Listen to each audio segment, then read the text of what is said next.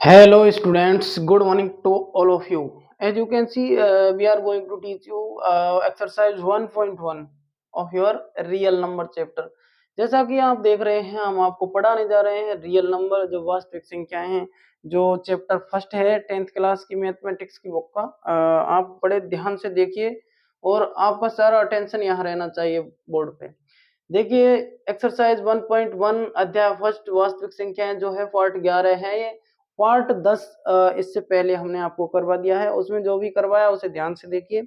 उसमें हमने बताया है कि डिविजिबिलिटी रूल यानी विभाज्यता के नियम हमने एक कोने में यहाँ पर सब आपको बताए हैं।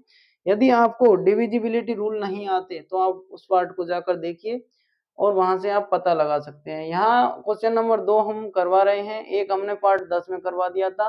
एक्सरसाइज 1.1 का क्वेश्चन नंबर 2 है, पूर्णांकों के निम्नलिखित युग्मों के दो को क्या कहते हैं? युग्म कहते हैं। तो पूर्णांक क्या होते हैं? प्लस माइनस और उसकी जो संख्याएं होती हैं उन्हें क्या कहते हैं? प्लस माइनस और जीरो को मिलाकर ये सारी क्या कहलाती है? पूर्णांक कहलाती हैं।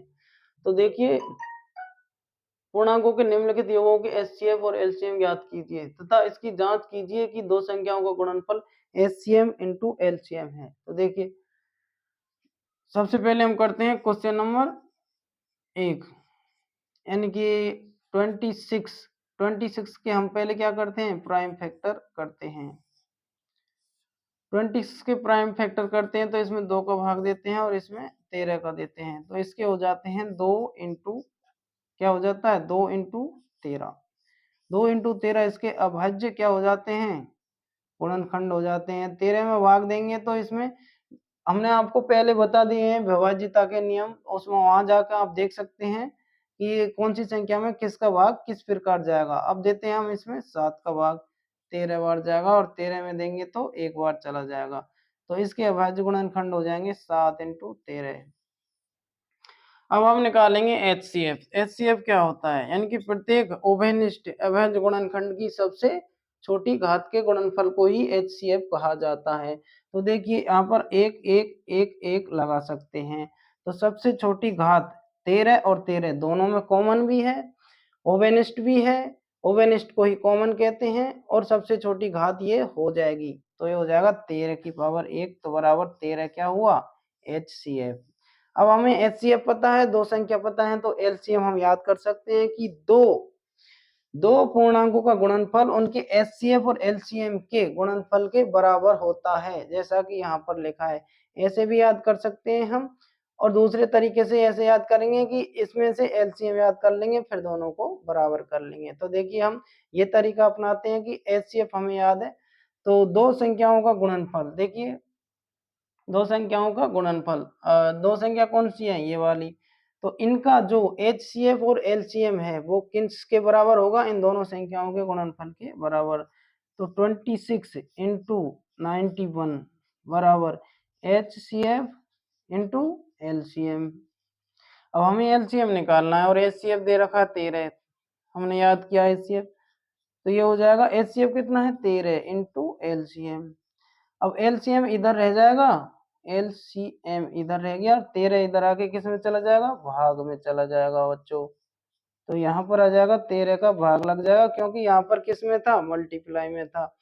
अब यहाँ पर हो जाएगा क्या? 13 दूना 26 और 91 को जब 2 से गुणा करेंगे, 91 को जब 2 से गुणा करेंगे तो कितना आएगा? 182, जो इसका क्या है? एलसीएम है। क्या है? एलसीएम है। अब देखिए ये इसका क्या हो जाएगा? एलसीएम हो जाएगा और इसका एचसीएफ भी हमने याद कर लिया है। इसके बाद हम जांच करेंगे कि इन दोनों का गुणनफल इनके एचसीएफ और एलसीएम के बराबर है क्या, तो वो बाद में करेंगे। पहले दूसरा देखते हैं हम। दूसरा जो है कितना? 510। 510। अब 510 के हम फैक्टर करेंगे, 2 का भाग देंगे, 2 का भाग देंगे तो 2 दूनी 4, बचेगा 1, 2 पंजे 10 और फिर 2 पंजे 10।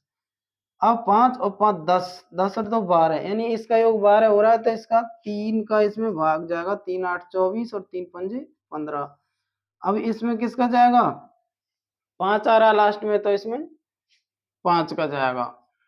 तो 5 एकम 5, 5 7 35, 17, अब 17 में 17 का ही जाएगा, तो यहाँ लिख देंगे हम 2 इंटू 3 इंटू 5 इंटू 17। इसी प्रकार हम करेंगे किसका 92 का फैक्टर। जब हम 92 का फैक्टर करेंगे तो 2 का भाग देंगे, क्योंकि इसके अंत में क्या है बच्चों 2, तो 2 चौको 8 और 2 छक्की 12, इसमें 2 का देंगे 23 बार जाएगा और इसमें 23 का देंगे। तो बच्चों इसके फैक्टर 2 की पावर 2 इंटू 23 की पावर 1 हो चुके हैं। इन सब पर 1 1 1 लगाया जा सकता है यदि आप चाहते हो तो। अब देखिए हम इसका HCF याद करेंगे। क्या याद करेंगे? HCF। HCF याद करने के लिए हमें इन दोनों संख्याओं के अभाज्य गुणनखंडों में, प्रत्येक अभाज्य गुणनखंड में ओवेनिष्ट अभाज्य गुणनखंड, ओवेनिष्ट अभाज्य गुणनखंड की सबसे छोटी घात देखनी होगी।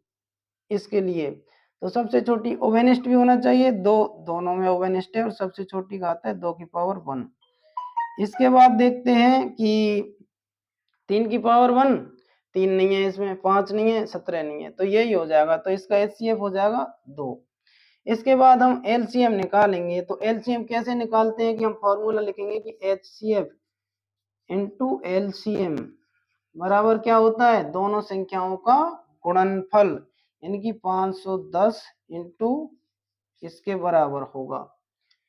इस फॉर्मूले से हम याद करेंगे कि इसके बराबर होता है, ये हमें पहले पता है कि दो संख्याओं का गुणनफल उन संख्याओं की HCF और LCM के बराबर होता है। तो HCF कितना दूर दिया हुआ है 2 इंटू LCM बराबर 510 इंटू 92।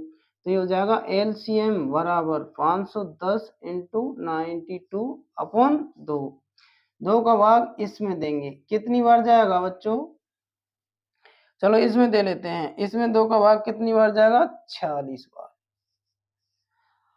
अब हम 510 को किससे गुणा करेंगे 46 से।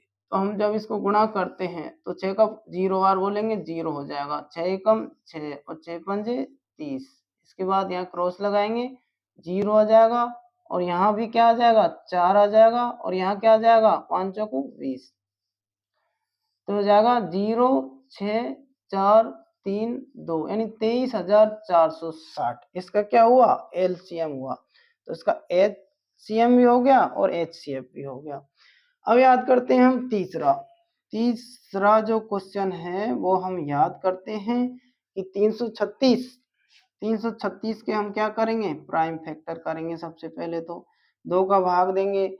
336 में जब हम 2 का भाग देंगे तो कितना आएगा 2 एकम 2, 2 छिकी 12 और 2 अंठे 16। इसके बाद 2 का भाग देंगे 2 अट्ठे 16, 2 चौको 8, फिर 2 का देंगे कितना आएगा 2 चौको 8, 2 दूनी 4, फिर 2 का देंगे 21 आया।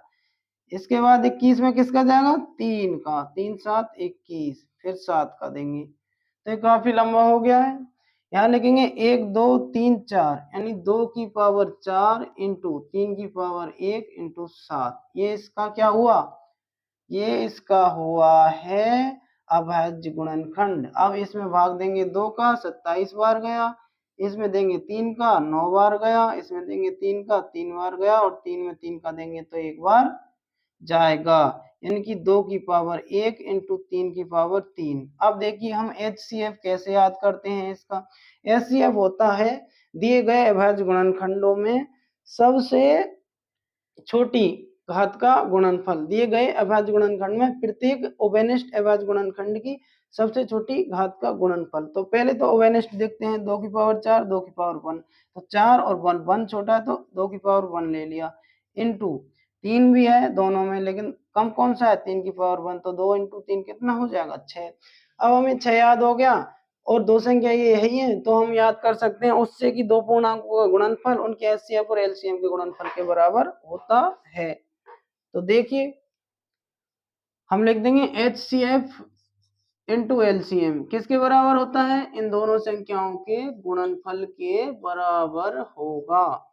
और यहाँ हम LCM निकालने के लिए किसका भाग दे देंगे, पहले हम यहाँ वैल्यू रख देते हैं। HCF की कितनी वैल्यू है 6 इंटू LCM बराबर हो जाएगा 336 इंटू 54 और इधर LCM रह जाएगा और इधर ये गुणा में है तो इधर भाग में चला जाएगा ये, और यहाँ जब भाग में जाएगा तो 6 नाम के 54। तो हम 336 को 9 से गुणा करेंगे। किससे गुणा करेंगे? 336 को 9 से। तो ये जाएगा 9 चिकी 54, हासिल का 5 और 9 तिया 27, 27 और 5 32, हासिल का 3 और 9 तिया 27, 27 और 3 30। तो ये जाएगा 3024। 3024 इसका क्या हो जाएगा? एलसीएम हो जाएगा। इसका 3024 हुआ, इसका 23,460 हुआ और इसका 182 हुआ। और इसका एचसीएफ कितना हुआ था? 13, इसका 2 और इसका 6। तो इस प्रकार हम देख सकते हैं कि ये सारा जो कंप्लीट है वो हमने कर दिया है।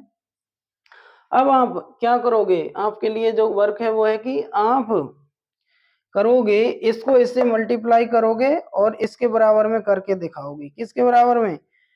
एचसीएफ और एलसीएम की, यानी 13 को 182 से गुणा करेंगे तो 26 और 91 के बराबर हो जाएगा।